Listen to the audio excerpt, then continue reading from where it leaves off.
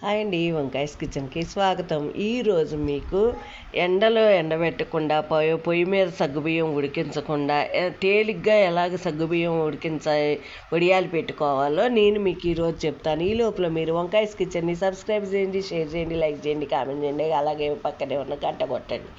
ఏం లేదండి, 1 కప్పు సగ్గుబియ్యానికి 3 కప్పులు వేడి నీళ్ళు పోసి మనం ఒక గిన్నెలో పోసి అలా మూత పెట్టాలన్నమాట. ఆ తర్వాత దాన్ని హాఫ్ అన్ అవర్కి 1 అవర్కి ఒకసారి కలుపుతూ ఉండాలి. దానివల్ల ఏంటంటే సగ్గుబియ్యం సగానికి పైగా కూడా ఉడికిపోతాయి అన్నమాట.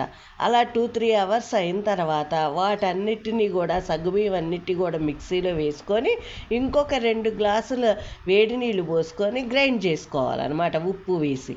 అలా గ్రైండ్ అయిన తర్వాత రాత్రిపూట మనము ఒక కవర్ పైన ఫ్యాన్ కిందనే ఈ వడియాలు పెట్టుకొని తెల్లారి పొద్దుటికి ఆ వడియాలన్నీ కూడా వేగిపోతాయి. ఆ వడియాలన్నీ తీసి మనం మళ్ళీ కొద్దిసేపు మామూలుగా ఎండలో పెట్టుకొని ఆ తర్వాత మరుగుతున్నటువంటి నూనెలో వేయించుకున్నట్లయితే ఈ వడియాలు శ్రమ లేకుండా ఎంచక్కా అయిపోతాయి అన్నమాట. ప్రతి ఒక్క దాంట్లో టేస్టీగా ఉంటాయి.